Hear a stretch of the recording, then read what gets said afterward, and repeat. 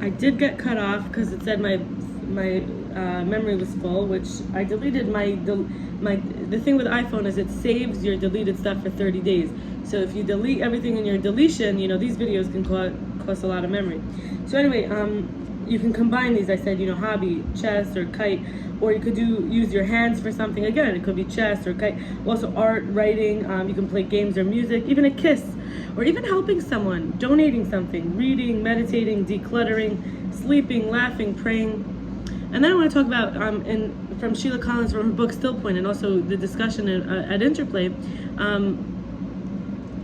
for recovering, for people who are recovering, being serious, like recovering serious people, the subtlety to enjoy life and satisfy our needs, often it's like stopping the pattern of going full speed ahead to the goals and then we crash. So there's a difference between selflessness and selfishness.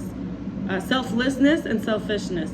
Self-care is between them. So it's not studying ourselves so we can handle stress and abuse, more gracefully or more resiliently. It is using our skills to care for ourselves. So instead of caring better for others and then becoming more resilient and graceful at handling stress or abuse. So some of the skills are: one, sorting and separating. What belongs to me, what belongs to others? I heard someone say, what's my business, what's God's business, and what's none of my business. Then we have letting go and surrendering. It's a when and a how often that catches us. So when are we willing to let go? Is it when it's all really, really a mess and we're crying on the floor? I can't remember the last time I did that, but actually yesterday I sat on the floor and I was crying, but it was not from a place, it was a place of surrendering, but it wasn't a place of like, crashing and burning. So, or how will we surrender? Will we surrender like with love, that we care, with trust in the love and the care that will come our way? 3 is building and using partnership power to make a difference.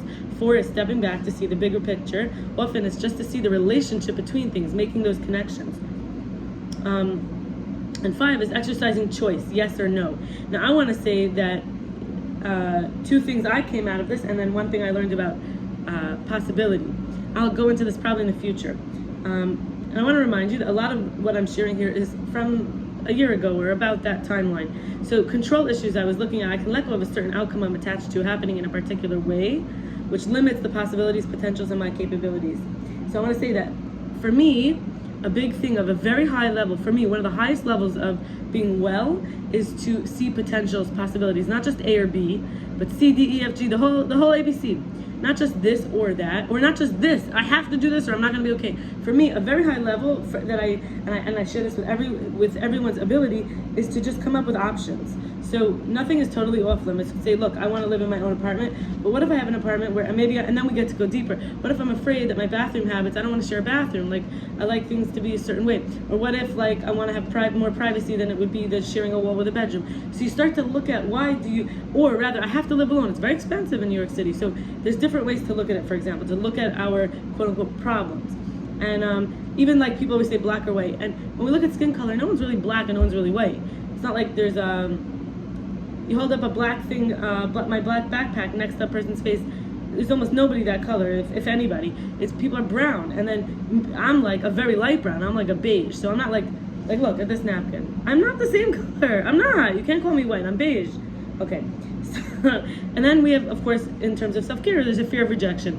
There's a new diagnosis of people who are extremely sensitive to rejection as part of ADHD. But let's talk about just the people who have been rejected will become more sensitive. And someone with ADHD is often not able to relate well to others and has been rejected. So we don't know if the chicken came first or the egg. So let's just say the fear of rejection, saying yes to one thing, is saying no to another.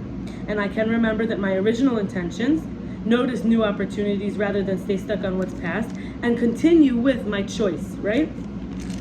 I want to share also how and our sensuality of our self-image. This is from Paul Woolley on the Shift Network. There's efficiency, ease, savoring, splendor, fluidity. Strength and power doesn't need to be asserted. Again, remember what I said about options. When you have plenty of options, you don't need to show everybody that you're in charge. You know you'll have plenty of opportunities. Also, a knowledge of one's own intelligence and abilities gives a lively dynamic. There's a grace, a beauty, an artistry, potent, because you could sort of toy with things, or you could play with the edge, right? It becomes this less like wide-eyed fear. Then we have sensitivity, of course, which is passing through many stations of stability as a riding through of dimensions and points. Because if we look at sensing, the sensor, right? Sensitivity, sensor. The sense is a sensor. So when we pass through stations of stability, it's like, okay, this becomes the baseline. Okay, now this becomes the baseline. Okay, now this becomes the baseline. Or this becomes, a stimulus. Oh, now this even becomes a stimulus. Now even this becomes a stimulus, right? Different points, dimensions. I want to say wisdom and understanding of the roundness that flows, the universality, the peace that's available in the world, that harmony and that safety of not needing to bump into everything and everyone, and living as like basically a dancer, meeting the terrains. Like if you're dancing on, like it would be such an interesting experience. Maybe I'll try this one day, is to dance on a hill and then dance on the ice. And not that I want to dance on ice, I didn't like ice skating, but like dance on different terrains, like on a grassy or a sandy place, and see, or on a floor, or in the mud. And I'm not sure I'm gonna ever do this, but I'm saying that's the idea, like in real life, the textures of our dance platform, and being playful, finding diverse ways of balance, finding balance, multidimensional, not faking it or in pain or getting too little pay, like being smaller, constricting. Because when we feel beautiful and attractive to ourselves, it doesn't mean only sexy. It means graceful, artistic, beautiful, right? And Richard E. Sims at the Shift Network says PTSI is called post-traumatic stress injury. We can heal and recover. This is not PTSD. D is already a disorder, or almost what we would say a long-term sort of dysfunctional coping with trauma. So here we have post-traumatic stress injury. It's the idea that we got injured and we can heal. Pain is not a noun, right? So it's like a signal. Pain is an attitude. Pain is a signal. This is according to Richard E. Sims. And we can hope we can make whole what broke. And there's a dual awareness, your nose and my nose.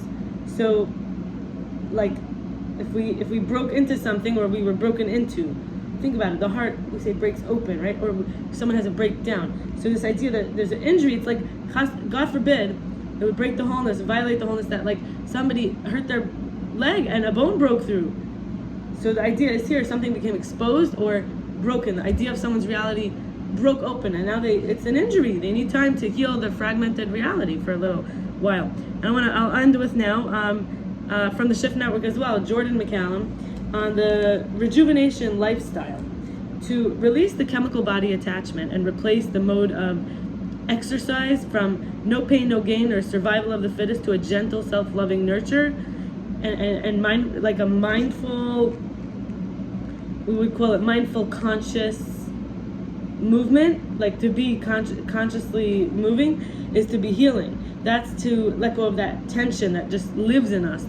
If we don't do this work of this transformation, sharing the kind of information that's inside is how we can care for others in our life calmly. And the rigidity, the stress, and this raised heart rate and tension, we can get through these crude layers through the breath. I found even yesterday, just breathing in, I felt my ribs, the little tiny muscles in between were sort of starting to like crank open, like I was getting rusty. And I was like, because we must take time with our deep breathing. And even in Hebrew, we know nishima is related to the word neshama, which is soul. and ruach is the same word for wind and air, and also spirit.